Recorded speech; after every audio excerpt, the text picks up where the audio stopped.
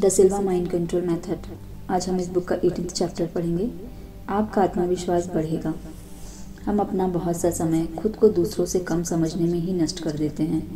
अगर हम इसका आधा समय भी अपने मन को समझने में लगाएं और यह जानने की कोशिश करें कि जीवन को बेहतर कैसे बनाया जा सकता है, तो पता चलेगा कि हम खुद को जितना मजबूत समझते हैं उससे कहीं ज़्यादा मजबूत है।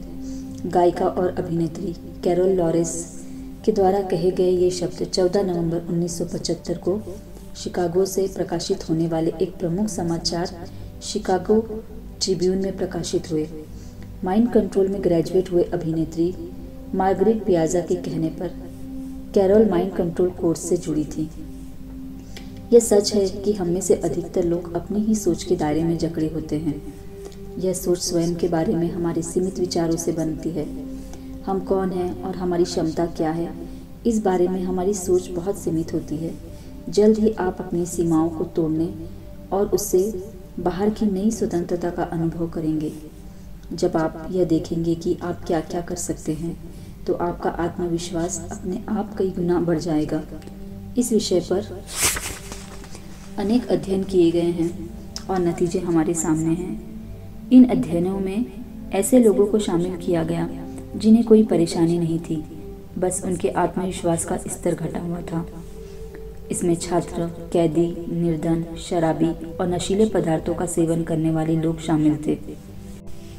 सबसे पहले हम छात्रों की बात करते हैं। माइंड कंट्रोल कोर्स को फुल क्रेडिट कोर्स कहा जाता है। इसे 24 कॉलेजों और विश्वविद्यालयों, 16 हाई स्कूलों और 8 एलिमेंट्री स्कूलों में पढ़ाया जा रहा है। आप सोच रहे होंगे कि जब अलग अलग उम्र और पृष्ठभूमियों के बच्चे एक ही कोर्स को सीखते होंगे तो उनके नतीजे भी अलग अलग होते होंगे, जबकि ऐसा नहीं है। इस कोर्स के नतीजों में अद्भुत समानता है। इसलिए यह कहा जा सकता है कि बुनियादी तौर पर इसके नतीजों का पहले से अंदाज़ा लगाया जा सकता है। किसी भी स्कूल में माइंड कंट्रोल कोर्स पढ़ाने के बाद यह आशा की जा सकती है कि छात्रों को अपने जीवन की सही दिशा मिलेगी और अपनी समस्याओं को सुलझाने के लिए उन्हें जो आंतरिक मार्गदर्शन मिल रहा है, उससे वे बेहतर ढंग से हर समस्या या सवाल को हल कर सकेंगे। दूसरे शब्दों में उनका आत्मविश्वास पहले से अधिक बढ़ जाएगा। यह बात सिल्वा माइंड कंट्रोल के भूतपूर्व शैक्षणिक शोध निर्देशक डॉक्टर जॉर्ज डी साउ ने वैज्ञानिक दृष्टिकोण से साबित भी की है। वे इससे पहले विलियम स्पोर्ट्स क्षेत्र में एक सामुदायिक कॉलेज में काउंसलिंग व टेस्टिंग डायरेक्टर रह चुके हैं। 1972 में फिलाडेल्फिया के हाउहान हाई स्कूल में पहला टेस्ट हुआ, जिसमें लगभग 2000 बच्चों ने हिस्सा लेकर माइंड कंट्रोल कोर्स पूरा कर लिया। इसके एक सप्ताह पहले और 2 सप्ताह बाद उसमें से 220 बेहतरीन ढंग से चुने हुए बच्चों को एक व्यक्तित्व संबंधी प्रश्नावली दी गई, जिसमें 140 प्रश्न थे। यह प्रश्नावली संवेदनशील ढंग से मनुष्य की आत्मछवि का मूल्यांकन करती थी। उस आत्मछवि को इंसान की 14 विशेषताओं के साथ एक चित्र के रूप में तैयार किया जा सकता है, जैसे साहसी, उत्साहपूर्ण, आत्मनिर्भर आदि। आज की शोध और परामर्श में इस टेस्ट का बड़े पैमाने पर उपयोग होता है। 220 छात्रों की आत्मछवि का मूल्यांकन दर्शाने वाले इन सवालों को एक अकेले समूह की प्रोफाइल में जोड़ा गया। कोर्स के पहले व बाद के परिणामों पर इसकी तुलना की गई, जिसमें पाया गया कि बच्चों के आत्मविश्वास और आत्मसंयम में बढ़ोतरी हुई और वे स्वयं को लेकर अधिक आश्वस्त हो गए। इसके साथ ही उनके अंदर मौजूद अधीरता, असुरक्षा व अलगाव जैसे भाव भी दूर हो गए। हालांकि उनके कुछ गुण जस के तस रहे, जैसे तानाशाही और किसी के अधीन रहने की प्रवृत्ति, नरम दिल और कठोर दिल मानसिकता आदि। माइंड कंट्रोल सीखने के बाद उन छात्रों के अंदर स्वयं के प्रति सम्मान का भाव बढ़ गया था। जीवन में लगातार आने वाले परिवर्तनों से जीवन के प्रति हमारे नज़रिए में भी बदलाव आता है। यह स्वाभाविक भी है। अगर आज हम विद्यार्थियों के किसी समूह को इस परीक्षण की कसौटी पर परखें और फिर 3 सप्ताह बाद दोबारा उसकी परीक्षा लें, तो दोनों ही मौके पर जो नतीजे मिलेंगे वो अलग अलग होंगे। इस परीक्षण को तैयार करने वाले भी जानते हैं कि इस तरह के बदलावों का आना स्वाभाविक है। ये बदलाव किस दर से आते हैं, इसका अनुमान पहले ही लगा लिया गया था। हाउहान हाई स्कूल के जिन छात्रों ने माइंड कंट्रोल कोर्स का प्रशिक्षण प्राप्त किया उनके बारे में यह कहा जा सकता है कि भले ही ये परीक्षण 1000 बार किया जाता, लेकिन हर बार उनकी आत्मछवि, आत्मविश्वास और स्वाभिमान में बढ़ोतरी ही होती। इसके पीछे सिर्फ एक ही वजह थी, माइंड कंट्रोल। जब कोर्स चल रहा था तो फिलाडेल्फिया डेली न्यूज़ के रिपोर्टर जो क्लार्क ने लंच ब्रेक के दौरान कुछ बच्चों का इंटरव्यू लिया। 27 सितंबर 1972 को प्रकाशित हुए आलेख में उस रिपोर्टर ने 13 साल की कैटी के बारे में बताया, जिसे 8 साल की उम्र से ही अपने नाखून चबाने की आदत थी। कैटी के ही शब्दों में, मैं जब भी किसी बात से घबराती तो अपने नाखून चबाने लगती, लेकिन आज सुबह जब मैं ऑडिटोरियम में थी तो घबराहट होने पर नाखून चबाना चाहती थी, लेकिन मैंने ऐसा नहीं किया। मैंने मन ही मन अपने आप से कहा, नाखून मत खाओ। उसके बाद मैंने अपनी आंखें बंद की और शांत हो गई। इसी तरह पैट इजनलोर नामक एक युवती के अनुसार एक दिन उसने भी यही तरीका अपनाया, जिससे उसके और उसके छोटे भाई के बीच अक्सर होने वाला झगड़ा टल गया, जबकि उस दिन से पहले ऐसा कभी नहीं हुआ था। पैट के ही शब्दों में, मैंने खुद से कहा कि इस तरह भड़कने का क्या फ़ायदा है, झगड़ने से क्या हासिल होगा, और फिर मेरा अपने भाई से झगड़ा नहीं हुआ। इसी तरह आज सुबह सिर में दर्द होने पर भी मैंने खुद से कहा कि मुझे इस सिर दर्द से छुटकारा पाना है। ये पढ़ने में आपको अजीब लगेगा, लेकिन इसके बाद मुझे काफ़ी आराम मिला और सिर दर्द कम हो गया। अब इस स्कूल के नतीजों की तुलना 2 अन्य अध्ययनों से करते हैं। इनमें से पहला पीटरबर्ग के लॉरेंसविल में स्थित एक कैथोलिक सह शिक्षा स्कूल और दूसरा है सेंट फिडेलिस स्थित एक कैथोलिक हाई स्कूल, जिसमें लड़कों को पादरी बनाने का प्रशिक्षण दिया जाता है। इन तीनों स्कूलों के छात्रों में जो सबसे बड़ा बदलाव देखने को मिला वह था उनके आत्मबल में हुई बढ़ोतरी। तीनों स्कूलों के छात्रों में यह बदलाव एक साथ आया। हर स्कूल में छात्रों के समूह ने उस हद तक बदलाव आया जो हजारों में एक बार ही संभव होता है। ऐसा ही बदलाव हाउहान हाई स्कूल और लॉरेंसविल के कैथोलिक हाई स्कूल में भी पाया गया। इन दोनों की तुलना में यह बदलाव सेंट फिडेलिस की कैथोलिक हाई स्कूल से कम पाया गया। स्वयं के प्रति आश्वस्त होने की बात करें तो तीनों स्कूलों के छात्रों के इस गुण में आए बदलाव की दर अलग अलग थी, लेकिन यह भी सकारात्मक ही था। इन स्कूलों से मिले नतीजों से डॉक्टर साउ संतुष्ट नहीं थे। हालांकि वे नतीजों में दिखाई दे रही सकारात्मकता से खुश थे और यह देखकर आश्वस्त थे कि माइंड कंट्रोल से होने वाला लाभ हर जगह एक समान ही होता है। पर कुछ ऐसा था जो उन्हें परेशान कर रहा था। पहले के परीक्षणों और माइंड कंट्रोल प्रशिक्षण के 2 सप्ताह बाद हुए प्रशिक्षणों से इस बात का कोई संकेत नहीं मिला था कि जो भी बदलाव हुए हैं वे लंबे समय तक टिकेंगे या नहीं। 4 माह बाद उन बच्चों का दोबारा परीक्षण किया गया।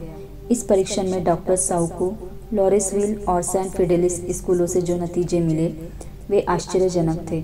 उन्होंने पाया कि कोर्स के तुरंत बाद वाले 2 सप्ताह में बच्चों के आत्मविश्वास, खुद पर आश्वस्त रहना और स्थिरता जैसे गुणों में जितनी बढ़ोतरी हुई थी उससे कई ज़्यादा पिछले 4 महीनों में हुई थी।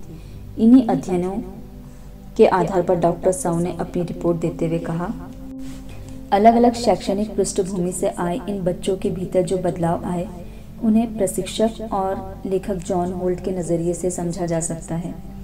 उनका मानना है कि बच्चों को शिक्षा देने की प्रक्रिया अक्सर इतनी मूर्खतापूर्ण होती है कि उससे उनके अंदर उद्वेग और अपराध बोध जैसे भाव भर कर जाते हैं और वे दूसरों से मिलने वाली स्वीकृति और समर्थन पर ही पूरी तरह निर्भर हो जाते हैं। ये वे चीज़ें हैं जो उनके अंदर विक्षिप्तता, हाँ में हाँ मिलाने और मशीनरी ढंग से व्यवहार करने की प्रवृत्ति पैदा कर सकती है। इससे न तो उनकी शिक्षा का स्तर बढ़ता है और न ही उनका कोई मानवीय विकास होता है। यह कहना भी गलत नहीं होगा कि दूसरे सामाजिक संगठनों के हालात भी ऐसे ही हैं। माइंड कंट्रोल के संदर्भ में ऊपर दी गई अनुसंधान या खोज की जानकारी यह दर्शाती है कि यह कम से कम शैक्षणिक नज़रिए से एक नया और उल्लेखनीय विकल्प है। माइंड कंट्रोल प्रशिक्षण के बाद निरंतर और शक्तिशाली बदलाव की संभावना सामने आती है। यह बदलाव अपने आप में अद्भुत है। माइंड कंट्रोल के प्रशिक्षण के बाद उन छात्रों ने स्वयं का मूल्य पहचाना और आत्मनियंत्रण के लिए अहम कदम उठाया। यह नियंत्रण किसी भी बाहरी नियंत्रण से ही कहीं बेहतर था। जिन स्कूलों में माइंड कंट्रोल सिखाया जाता है उनमें से अधिकतर स्कूलों में अध्यापकों से ही यह प्रशिक्षण लेने का आग्रह किया जाता है, क्योंकि हम चाहते हैं कि वे भी इस प्रशिक्षण का पूरा लाभ प्राप्त करें। इससे अध्यापकों के स्वभाव में लचीलापन आता है और वे अधिक धैर्यवान बन जाते हैं, जिससे छात्रों के लिए उनके साथ कक्षा में समय बिताना पहले से कहीं ज़्यादा आसान हो जाता है। माना जाता है कि जो अध्यापक अपने छात्रों से बहुत अधिक अपेक्षा नहीं रखते, उसे बहुत अच्छे नतीजे भी नहीं मिलते। माइंड कंट्रोल में प्रशिक्षण प्राप्त कर चुके अध्यापक को कॉस्मिक बिल ऑफ राइट का पहला अनुभव मिला, जिसके बारे में जोस ने अध्याय 14 में जानकारी दी थी।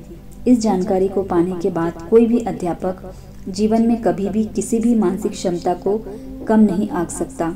वह जानता है कि हर इंसान के पास मन की असीम क्षमता और योग्यता होती है। नतीजतन वह एक बेहतर अध्यापक के तौर पर सामने आता है, भले ही उसके छात्रों ने कभी माइंड कंट्रोल के बारे में सुना तक न हो। हालांकि जब छात्र और अध्यापक दोनों ही माइंड कंट्रोल के ग्रेजुएट बन जाते हैं, तो कक्षा में बड़े ही अद्भुत अनुभव होने लगते हैं। ट्यूनिंग का तरीका। न्यूयॉर्क के सबसे अधिक आबादी वाले शहर बफेलो के एक बड़े ग्रैंड स्कूल की अध्यापिका ने अपने छात्रों को जॉर्ज वॉशिंगटन और अन्य ऐतिहासिक पात्रों से खुद को ट्यून करने यानी उनके साथ एकरूप होने को कहा, ताकि उन्हें इतिहास की पढ़ाई में मदद मिले। इसके लिए छात्रों से उन तकनीकों का इस्तेमाल करने को कहा गया जो उन्होंने माइंड कंट्रोल के आखिरी दौर में अपने केस पर काम करते हुए सीखी थी। इस तरह उन्होंने इतिहास का अनुभव पाया। परीक्षा के दौरान जब विद्यार्थी सवालों के जवाब लिख रहे होते, तब वे अपनी अध्यापिका के साथ ट्यून हो जाते। ऐसा करके वे अपने सवालों के जवाब सही है या नहीं, इस बात की पुष्टि करते हैं।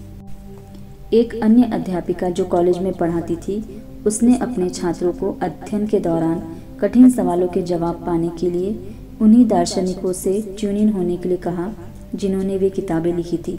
अध्यापिका के अनुसार यह तरीका बहुत कारगर रहा। मिसेस जो लिटल वर्जीनिया बीच में माइंड कंट्रोल लेक्चरर है। उन्हें 7 साल से 17 वर्ष की आयु वर्ग के बच्चों को पढ़ाने में बहुत आनंद आता है। उनके कुछ अनुभव नॉरफोक काउंटी से प्रकाशित होने वाले लेजर स्टार के अंक में 16 जुलाई 1975 में छप चुके हैं। उनके आलेख का शीर्षक था माइंड कंट्रोल कोर्स के बाद सामने आए उत्कृष्ट छात्र। उनका एक छात्र हाइपरकाइंसिस की दवा ले रहा था। उसे एकाग्र होने में कठिनाई होती थी, पर कोर्स करने के कुछ ही समय बाद उसके भीतर बदलाव दिखाई दिया। उसकी माँ ने बताया, जब से मेरे बेटे ने माइंड कंट्रोल का कोर्स किया है, उसे दवा की ज़रूरत नहीं पड़ी। स्कूल में उसके ग्रेड्स भी C से बढ़कर A तक पहुंच गए हैं। अपने आप में बदलाव लाने की क्षमता उसके भीतर है। यह ज्ञान माइंड कंट्रोल ने उसे सिखाया। माइंड कंट्रोल कोर्स से जूनियर हाई स्कूल की एक और छात्रा के ग्रेड C से बढ़कर A तक पहुंचने लगे थे, लेकिन स्पेलिंग के टेस्ट में उसे अब भी दिक्कत होती थी। कोर्स के कुछ समय बाद स्पेलिंग टेस्ट में भी A ग्रेड लाने में कामयाब रही और एक ही साल के भीतर उसकी पढ़ने की क्षमता चौथे से 90 ग्रेड के स्तर तक आ गई। यह कोर्स करने वाले और न करने वालों के बीच तुलना करने का कोई व्यवहारिक तरीका उपलब्ध नहीं था। इन दोनों दलों के बीच कोर्स के बाद आए अंतरों को मापने का भी कोई तरीका नहीं था, क्योंकि जिन तीनों स्कूलों में डॉक्टर साउ ने कोर्स के पहले और बाद वाले टेस्ट किए थे, उन तीनों के लगभग सभी छात्रों ने माइंड कंट्रोल का कोर्स किया था। हालांकि पेंसिल्वेनिया के स्क्राउटन विश्वविद्यालय में उन्हें ऐसा करने का मौका मिला।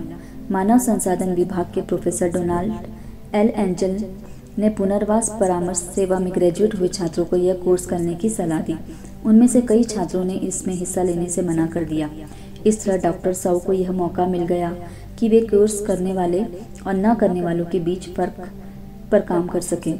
उन्होंने कोर्स करने वाले 35 और न करने वाले 35 छात्रों का वही टेस्ट किया जो उन्होंने हाई स्कूल के लिए तैयार किया था।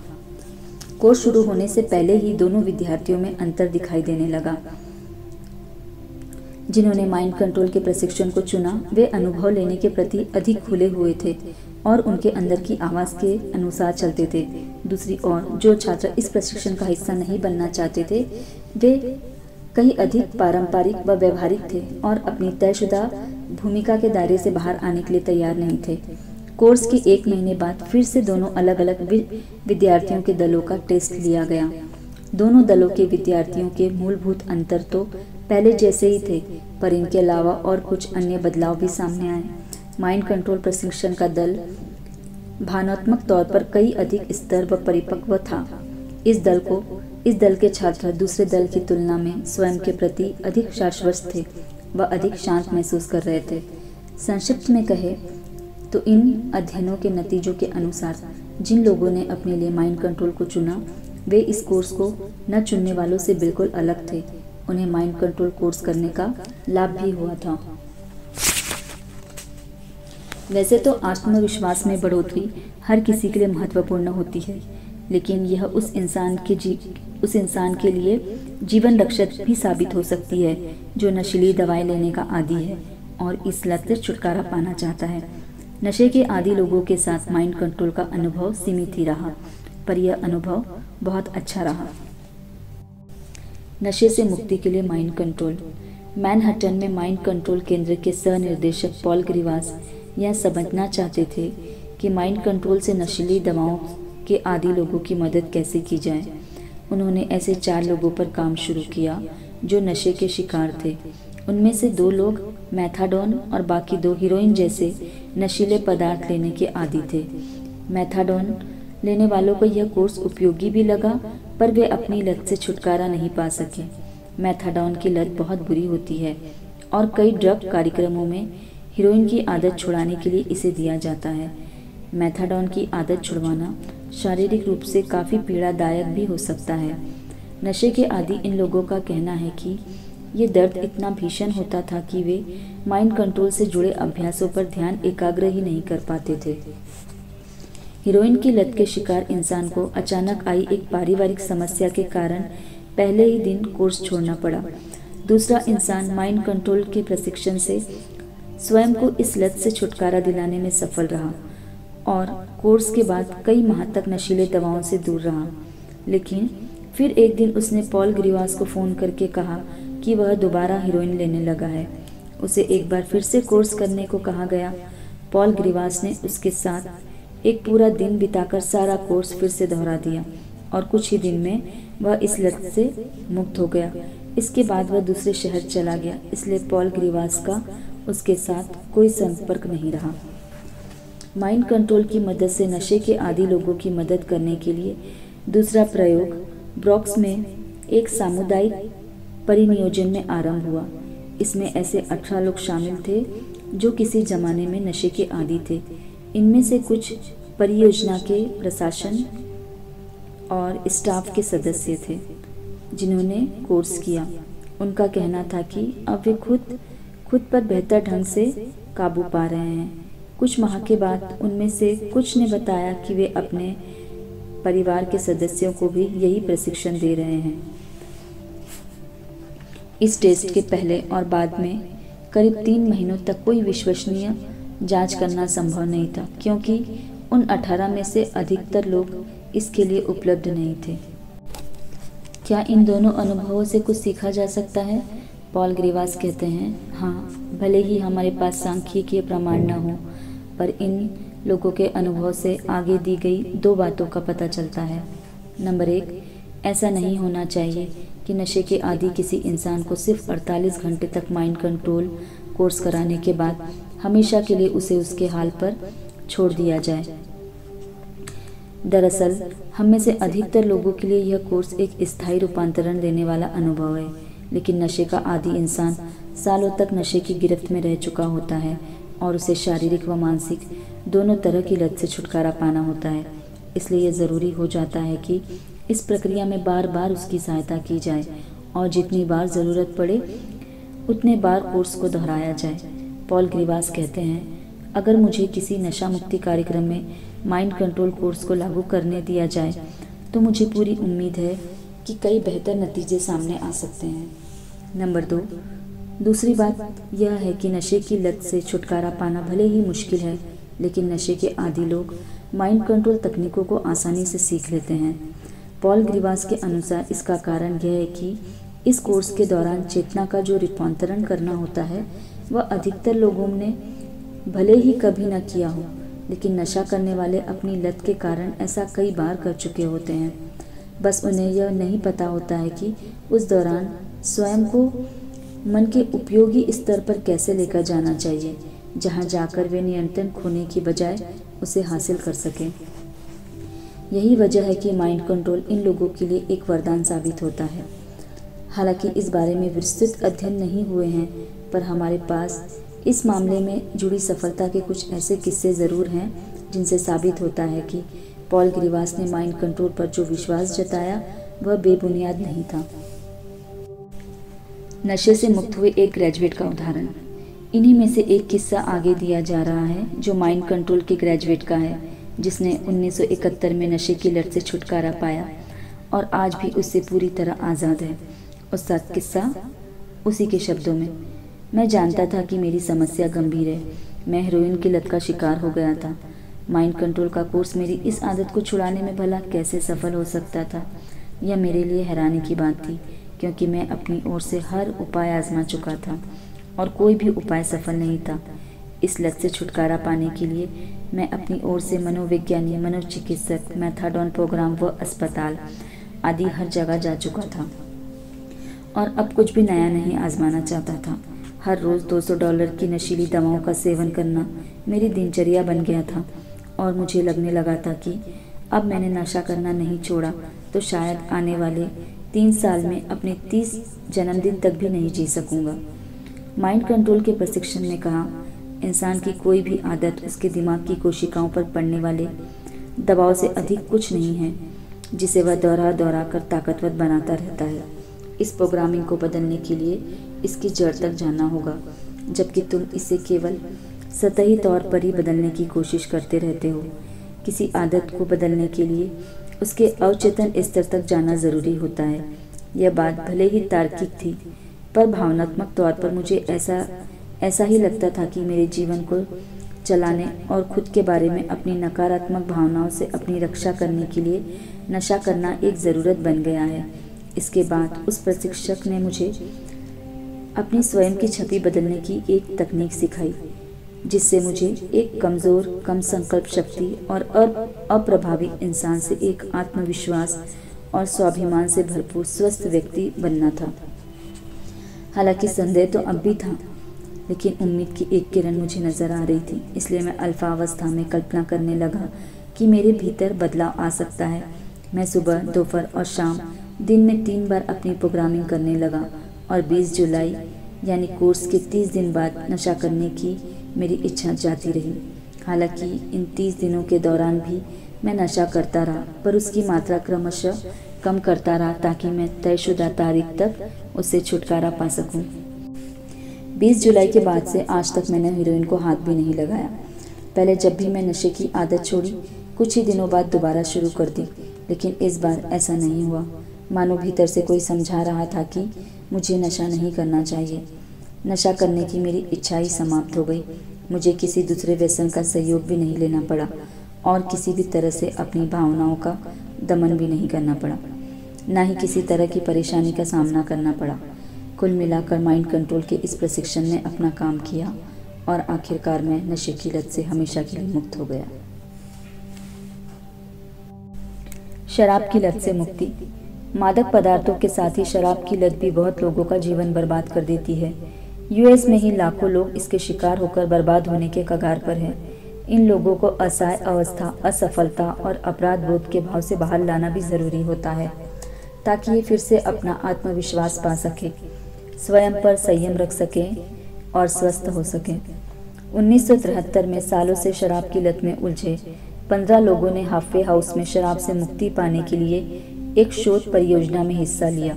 इस परियोजना में उन्होंने माइंड कंट्रोल का प्रशिक्षण प्राप्त किया। डॉक्टर डी साउ ने उनके नतीजों का आकलन किया।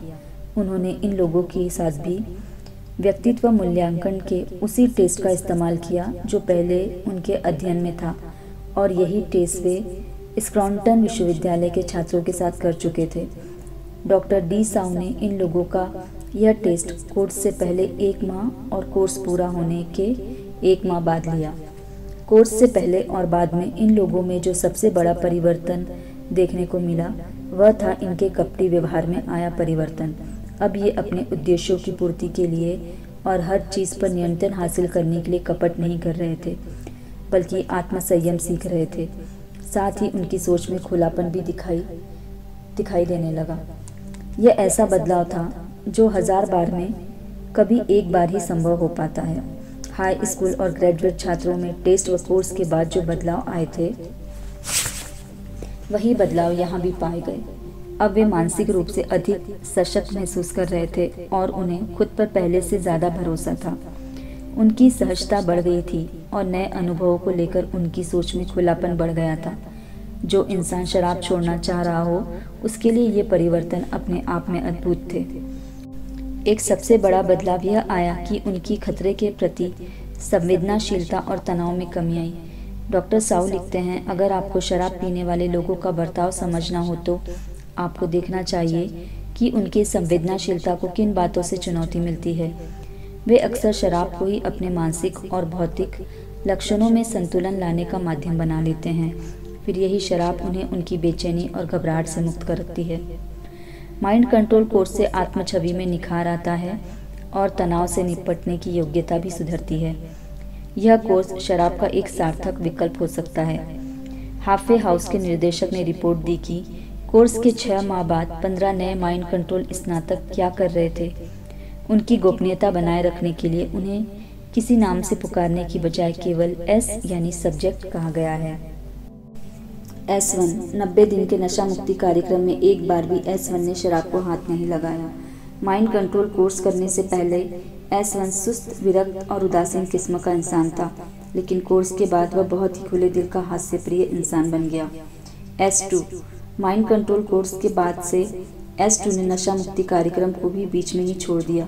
वह आत्मविश्वास से इतना भरा हुआ था कि उसे अब ऐसे किसी कोर्स की भी ज़रूरत नहीं रही। S3 जब से उसने अस्पताल के नशा मुक्ति कार्यक्रम में हिस्सा लिया, उस दिन के बाद से शराब नहीं पी। माइंड कंट्रोल कोर्स करने के बाद उसे अपनी लत को छोड़ने में बहुत मदद मिली। S4 माइंड कंट्रोल कोर्स करने से पहले वह अस्पताल में भर्ती हुआ था। उसके बाद से ही उसने कभी शराब छुई तक नहीं। माइंड कंट्रोल कोर्स से निश्चित तौर पर उसके उपचार में सहायता की और हमेशा के लिए उसका सहारा बन गया। S5 उसे भी नशा मुक्ति कार्यक्रम से वापस आने के बाद से दोबारा शराब को हाथ लगाने का मन नहीं हुआ। इसके लिए वह माइंड कंट्रोल कोर्स का आभारी है। S6 ने भी कोर्स करने के बाद दोबारा कभी शराब नहीं पी। उसके भीतर आत्मकल्याण की भावना पैदा हुई है और अब उसके पूरे परिवार में एक तरह की स्थिरता देखी जा सकती है। कॉलेज में उसके ग्रेड्स में भी सुधार हुआ है। S7 अभी तक S7 दोबारा शराब की ओर आकर्षित नहीं हुआ। माइंड कंट्रोल कोर्स के बाद उसे नशा मुक्ति कार्यक्रम बीच में ही छोड़ दिया। हालांकि यह साफ तौर पर देखा जा सकता है कि इस कार्यक्रम की दार्शनिक समझ के साथ ही अपना जीवन जी रहा है। उसके पारिवारिक संबंधों में भी सुधार हुआ है। S8 ने दोबारा शराब को हाथ नहीं लगाया। उसके पारिवारिक संबंधों में महत्वपूर्ण सुधार हुआ है। अब वह पहले जैसा गुस्सैल इंसान भी नहीं रहा, बल्कि ऐसा इंसान बन गया है जो अपने पड़ोसियों से भी प्रेम करता है। S9 एक महिला है। वह अब शराब को हाथ तक नहीं लगाती और एक अच्छे पद पर कार्यरत है। S10 दोबारा शराब की ओर आकर्षित नहीं हुआ। अब अपने लक्ष्यों पर केंद्रित रहना सीख गया है। उसने स्वयं पर लगाई गई कई सीमाओं को तोड़ दिया है और अब ऊंची उपलब्धियां हासिल करने के लिए नए अवसरों की तलाश में है।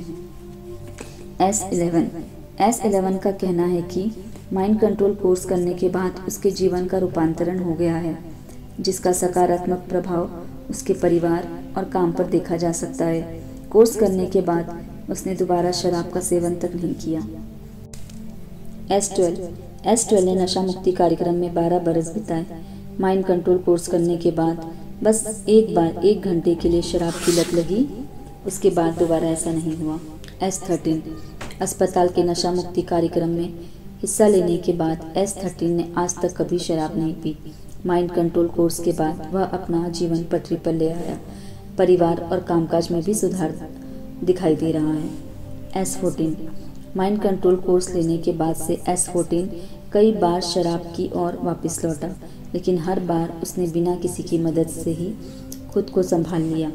किसी भी मौके पर उसे अस्पताल के नशा मुक्ति कार्यक्रम की ज़रूरत नहीं पड़ी, जबकि माइंड कंट्रोल कोर्स करने से पहले उसे हर बार अपनी लत छोड़ने के लिए इसकी मदद लेनी पड़ती थी। S15 को 8 साल तक कई बार नशा मुक्ति कार्यक्रम की मदद लेनी पड़ी, लेकिन बार बार नशे की लत का शिकार होकर उसे ऐसा करना पड़ता था।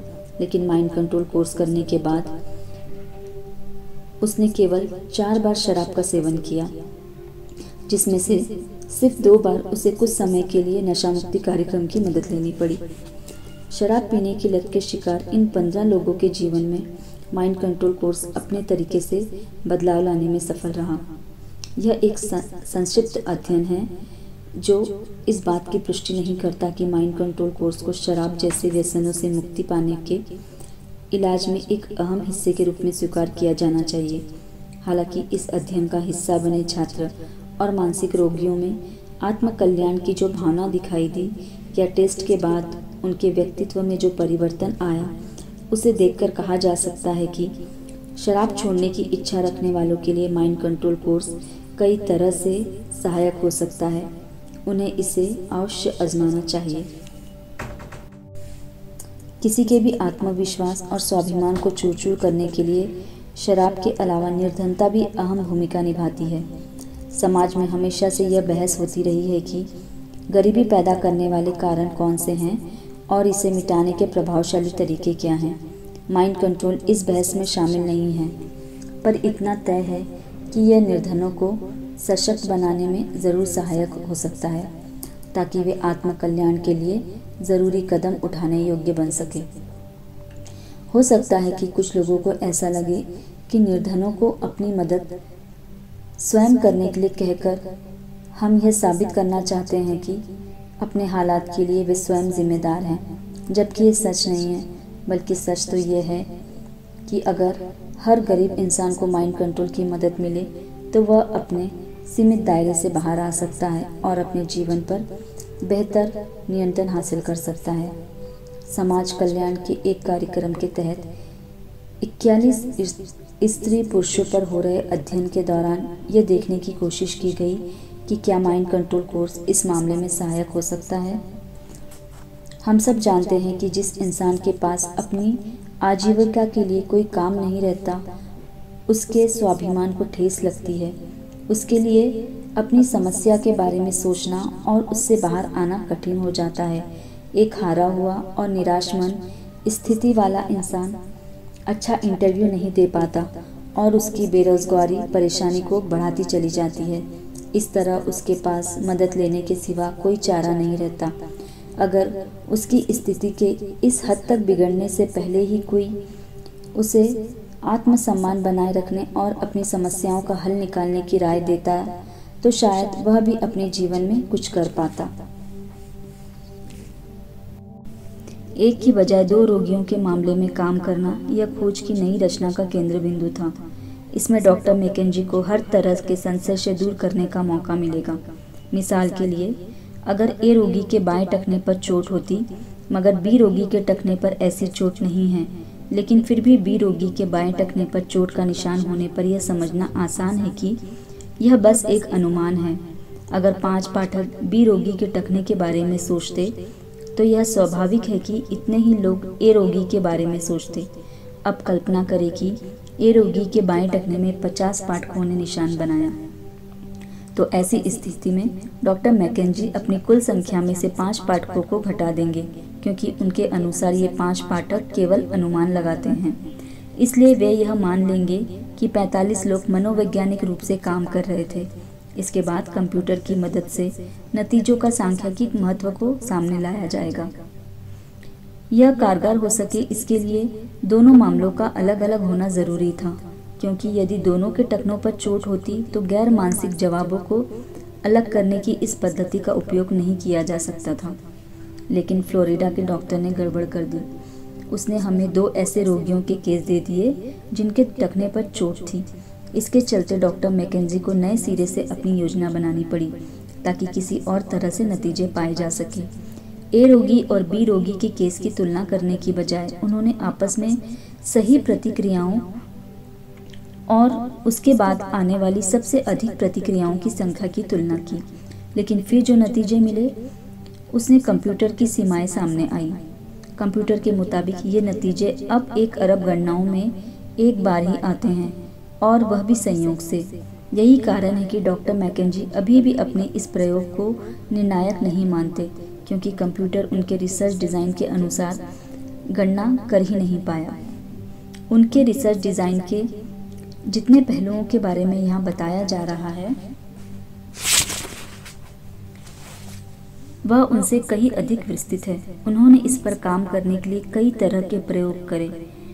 इनसे ऐसे नतीजे मिले जिन्हें वे सांख्यिकीय रूप से महत्वपूर्ण परिणाम कहते हैं। उनकी यह परियोजना अपने आप में इतनी महत्वपूर्ण और प्रासंगिक है कि जब वे अपनी तकनीकों में और सुधार करेंगे तो हमें निश्चित ही इसके बारे में और भी बहुत कुछ सुनने और पढ़ने को मिलेगा। कुछ लोग इन परीक्षणों को हाथों प्रभाव के तौर पर ले सकते हैं। 1920 के दशक के अंत में और 1930 के आरंभ में वेस्टर्न इलेक्ट्रॉनिक कंपनी ने एक शोध परियोजना आरंभ की थी, जिसमें शिकागो के हाथरॉन प्लांट में काम करने वाले कर्मचारियों के कामकाज में ऐसा बदलाव लाने की बात की गई थी जो उनका प्रोत्साहन बढ़ा सके। इस परियोजना में कंपनी ने जो भी किया उससे वाकई उनके कर्मचारियों का मनोबल बढ़ा। वे कुछ भी करते उनके कर्मचारियों का मनोबल बढ़ता जाता।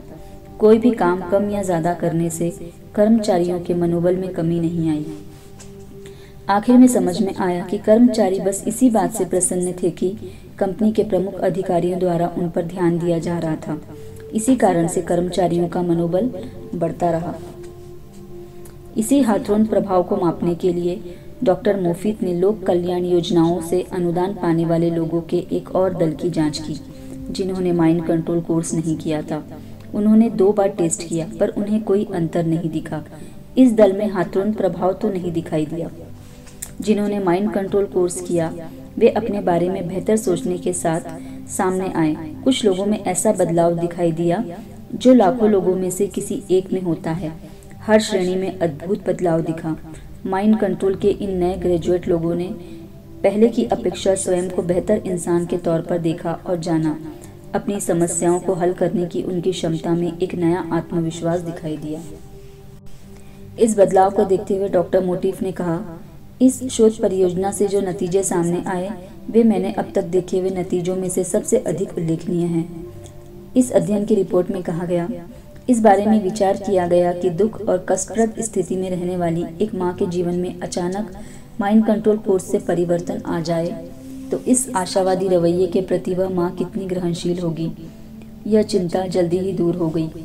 दूसरे सप्ताह के अंत में वे सब लोग कोर्स पूरा करने आए जिन्होंने इसके लिए अपना नाम लिखवाया था। यह आंकड़ा पूरे 100% का था।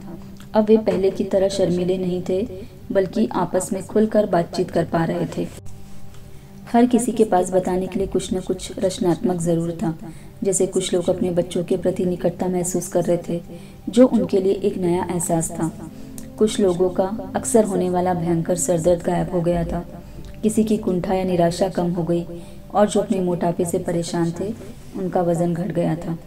एक उज्जवल युवा माँ ने उसे रोजगार मिलेगा या नहीं यह जानने के लिए माइंड कंट्रोल की मन का आईना यह तकनीक की सहायता ली। अपनी कल्पना में उसे सिर्फ एक हाथ दिखाई दिया जो एक चेक पर साइन कर रहा था। अगले ही दिन उसे अपनी मनपसंद नौकरी मिल गई। कैदियों के लिए भी उपयोगी माइंड कंट्रोल कोर्स। अक्सर लोग अपनी बिगड़ी हुई आत्म छवि और नकारात्मक सोच के कारण कुछ ऐसा कर बैठते हैं जिससे उन्हें जेल की हवा खानी पड़ती है। यही सोच उन्हें जेल में एक कठोर इंसान भी बना देती है। जेल से निकलने के बाद इंसान को अपनी बिगड़ी हुई आत्म छवि से आज़ादी पानी होती है, जिसमें सिर्फ उनकी सोच ही काम आ सकती है। बस उसे अपने भीतर बदलाव लाने की ज़रूरत होती है और सोच को सकारात्मक बनाना होता है। माइंड कंट्रोल ऐसे कैदी को मानसिक रूप से जिस तरह मुक्त करता है उसी तरह हर किसी को कर सकता है।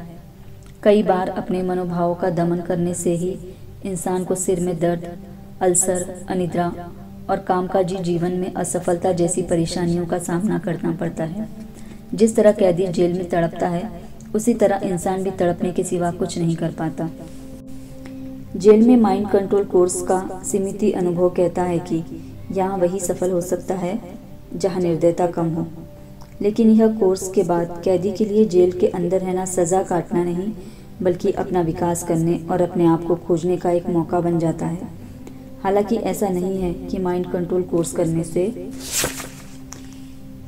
जेल ही कैदी के लिए स्वर्ग जैसा बन जाएगा, पर यह तय है कि अगर जेल के अंदर कैदी यह कोर्स करे तो जेल अपेक्षाकृत अधिक सभ्य स्थान ज़रूर बन सकता है, जिसके अंदर रहकर एक कैदी अपना विकास भी कर सकता है। हालांकि इससे संबंधित कोई आंकड़े दर्ज नहीं किए गए हैं, पर कैदियों और उनके निर्देशकों के अनुभव बहुत विस्तृत रहे हैं। ली लोजोविक जब न्यू जर्सी में माइंड कंट्रोल कोर्स के कोऑर्डिनेटर थे, तो उन्होंने रावे स्टेट जेल में 7 बार यह कोर्स करवाया था। 4 बार 7 कैदियों के समूह को और 3 बार जेल के स्टाफ को यह कोर्स करवाया गया। फिर 1976 में अपने पद से इस्तीफा देने के बाद उन्होंने होम नामक एक आध्यात्मिक संगठन की स्थापना कर ली। उनका कहना है कि इस बात से इनकार नहीं किया जा सकता कि माइंड कंट्रोल कोर्स करने से कैदियों और स्टाफ को बहुत लाभ हुआ है। आप उनके चेहरों पर इसका प्रभाव देख सकते हैं। जेल के मुख्य अधिकारी माइंड कंट्रोल कोर्स से इतने प्रभावित हुए कि उन्होंने कॉलेज की डिग्री पाने के लिए पढ़ रहे कैदियों को पाठ्यक्रम के लिए शैक्षणिक क्रेडिट भी दिया। ली लोजोविक के बाद रोनाल्ड गोराया पद पर आए और उन्होंने न्यू जर्सी में 10 कैदियों को माइंड कंट्रोल कोर्स के लिए भेजा। एक कैदी को जेल से रिहा होने के कारण कोर्स बीच में ही छोड़कर जाना पड़ा, लेकिन वह कोर्स पूरा करने के लिए जेल वापस आना चाहता था। हालांकि उसे ऐसा करने से मना कर दिया गया। एक और कैदी एकांत में ध्यान करना चाहता था। उसने आग्रह किया कि सज़ा समाप्त होने के बाद भी उसे कुछ दिन जेल में ही रहने दिया जाए, और उसे इसकी अनुमति भी मिल गई। एक और कैदी ने मन की काल्पनिक स्क्रीन तकनीक की मदद से यह कल्पना की कि उसे एक नौकरी मिल गई है, क्योंकि जेल से जमानत पर रिहा किए जाने के लिए उसके सामने शर्त रखी गई थी कि वह अपने लिए एक नौकरी ढूंढ ले। आखिरकार उसे नौकरी मिल गई और वह जमानत पर रिहा हो गया।